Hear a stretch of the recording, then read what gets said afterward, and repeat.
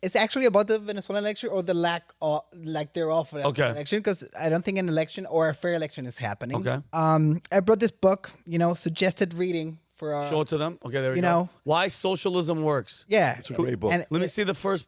What's the first? Oh, it doesn't. doesn't. Okay, beautiful. So- That's the whole book. That person's a millionaire off of that. That's the whole I book. love It just doesn't. It It's just over doesn't. and over and Yeah, over sure. again. It does it. That's so funny. Okay, so our Democratic elected leader. Look at that. That's Every page. that's hilarious. Well, Every you just page. ruined it because now they've already read it now. But go ahead. Well, anyhow, our president, we're running out of gas, goes like, hey, Maduro, how about if I take off the sanctions, but you run a fair election? Okay. He was wrong. Can we go to the next slide?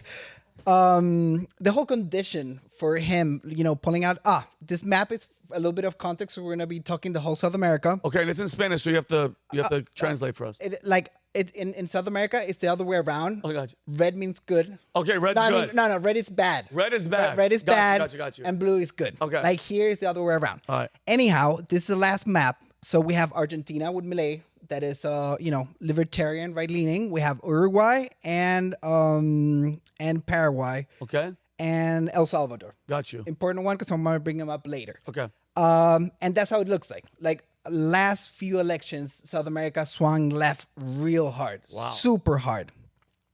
But all these presidents, most of them, because they still have constitutions, they have to get elected. Okay. Here's the key point. Can we go to The next slide. the next slide?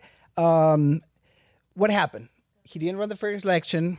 He signed up for the election because you need to have a registration. Maduro was able to register his candidacy like 13 days before the election. And till this day, the opposition is not able to register their candidate. The candidate is called Maria Corina. She can't register. She can't register. Like they run up because he's been in power for almost 20 years. They run a bunch of like fake opposition guys. I actually met one of them that was in jail. Okay. And they run these fake candidates or candidates that don't have a chance. And for the first time, the last year, Maria Corina, she's been getting momentum. So she actually had a fair chance of winning the election. All right. And he hated that. He hated it. Why, if you can lose, why run? Oh, you know what's funny? North Korea runs elections. No, they don't. Yeah, they do run elections. Come on. And yes, and Kim Jong-un last time won with 99% of the vote. And guess what? The other 1%? They're all dead. They're all dead. They're all in Never been seen again. Yeah, they're all in work. I know they're all in work camps, but they need to perform elections. Even in China, they perform elections as well. So back to the point. So he broke the deal with Biden to run fair elections, and for the first time ever, other South Americans leaders are calling him out. The first one that was very strange. It was the president of Brazil, Lula da Silva, who is a criminal. He was actually it's true. Okay. He was actually a criminal. He was actually convicted. He went to jail. Operation Car Wash. Great documentary. That's Did you what watch was. it? That's what it. Oh, Oh, it's he's sick. He is a Gangster. Oh, the stuff this guy did in Brazil, it's absolutely insane.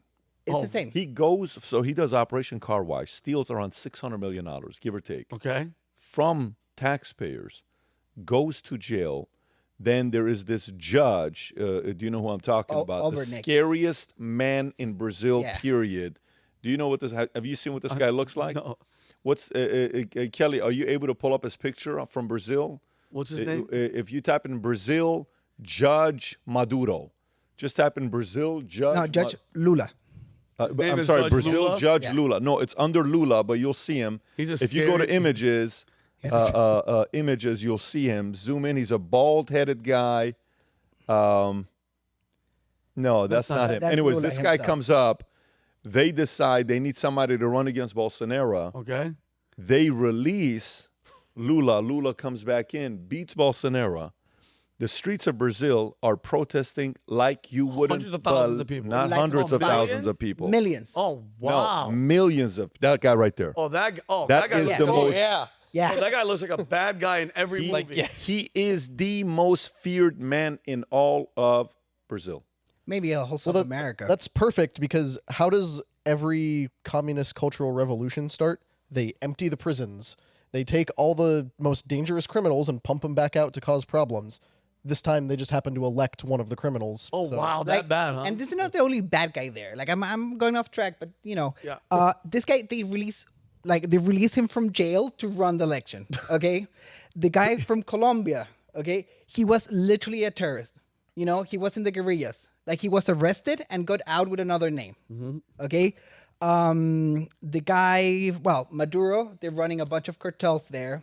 He's actually he's like the face you can see, the guy that actually runs things there. His name is Diosdado Cabello. Okay. Who is running with all the gangs and everything. They say Al-Qaeda is there. A bunch of the Mexican cartels move operations there. The Chinese, they have military bases there. Because the country's running on empty. They used to be a super rich country. Like back here, like in South Florida, if you were Venezuelan, like there was Latinos and then there was Venezuelans. Really? Oh, dude, they were like the finest people. They will grab jets. The best. And then what It happened? was known as the happiest people in the world. Guinness Book of World Record, Venezuela produces the happiest people in the world.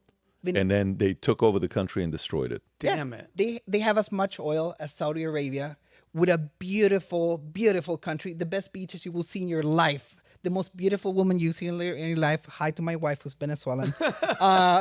And they had it super good.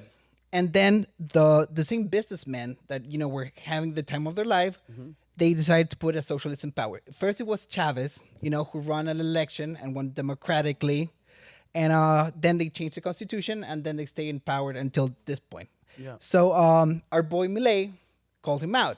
I can't repeat here on the podcast what he said. Okay. Could you say in Spanish? Could you say in Spanish or we're gonna get I mean, we're past. You're gonna say in Spanish? Yeah. Socialista empobrecedor. That means like impoverishing socialist, and then the other words. The bad words. Got it. Everyone will know the other Yeah. words. And on the other hand, the guy from Colombia, Petro, who's a terrorist, got mad about Milei, talking big talk about Maduro, and he pulled out like yesterday all the Argentinian ambassador from Colombia. Oh wow. That's not So good. yeah, things are getting heated up in the whole South America. What happened to one Guido or Guido? Guido. Guido. Okay, because they were competing. He was hiding in Colombia, and then they bought him, and he went in his administration. Very weird thing happened there. Okay, he was the interim president of Venezuela. Right. They run an election through Congress.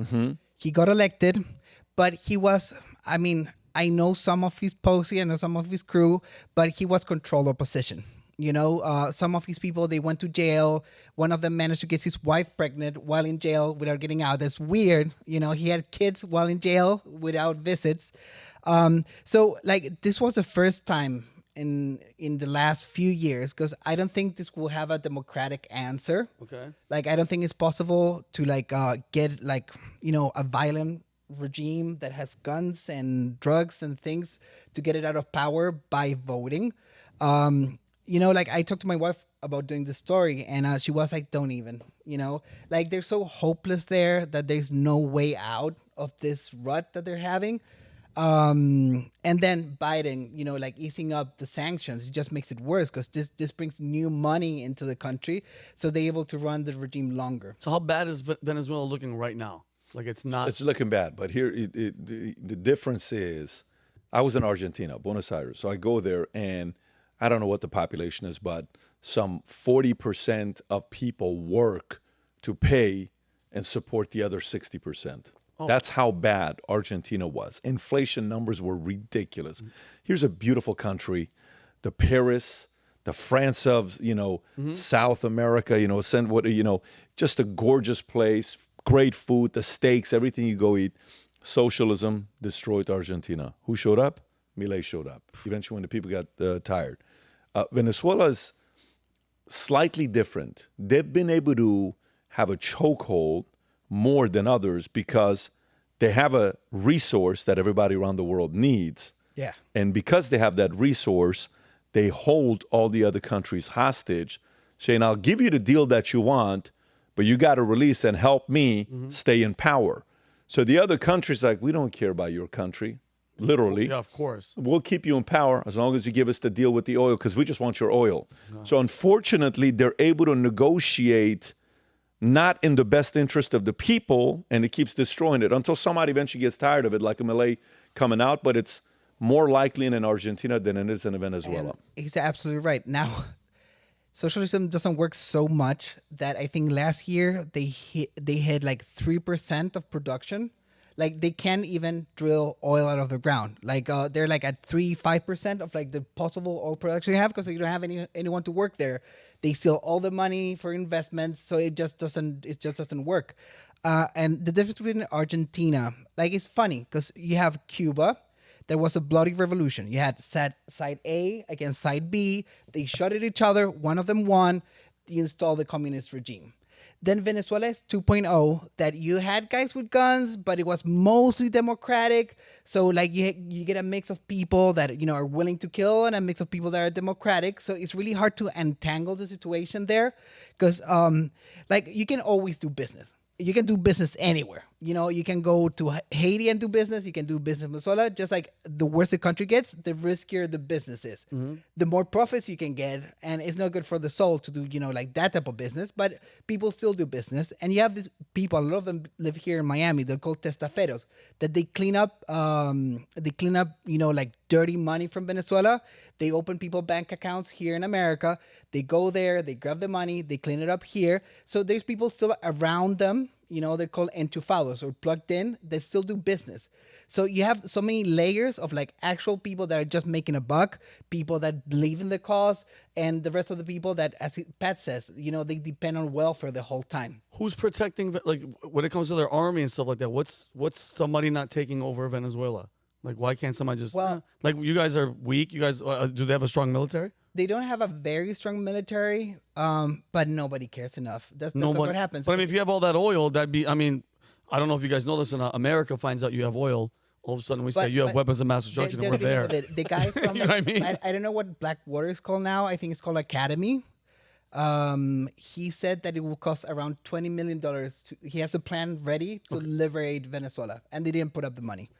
Only 20 million? Yeah, that's to liberate it. Yeah, that's extremely what he said it will cost. Pat can pay that right now. What are we talking about? Well, you need to sign that declaration. That's an international war crime. You don't want to go down that route. Dude, Valuetainment is trying to expand. I don't know. But serious, we're trying to have a country. Venezuela. Imagine that. Matthew Bet David takes over Venezuela and robs on the BT front like, with a gun. Like, oh shit. live streaming from Oil Caracas. tycoon and war criminal Patrick. But and then 3.0 is Argentina. That was fully democratic. Those guys, they've been winning votes because they use the welfare system to pay people off 40%, pay for the bill for everyone else. And it's funny because watching the videos after Milei, cut a bunch of jobs, you heard people complaining that now they had to find a job. People that have been living like for generations off the government, they're like, how am I going to get a job? How am I going to work? Because they get payments. So we'll see what's going to happen. I was going to talk about the Mexican leader, but, like... You say what you were going to say about Mexico, because that's a good segue. It's a good... Well, our guy AMLO here, by the way, he didn't... Like most left-leaning leaders, they spoke out about Venezuela not having elections. This guy is one of the guys that didn't speak out and actually defended Maduro in a way. He made some really weak remarks. And then when it came down to it, he defended Venezuela to deal with their own internal affairs. Like, I'm super ashamed that the president of my country, who's an absolute idiot, he's younger than me and he has no degree on nothing. He has no clue what the hell's going on. No clue what's going on. But yeah, that's what it is. And AMLO only opened his mouth to blackmail the United States for the border situation.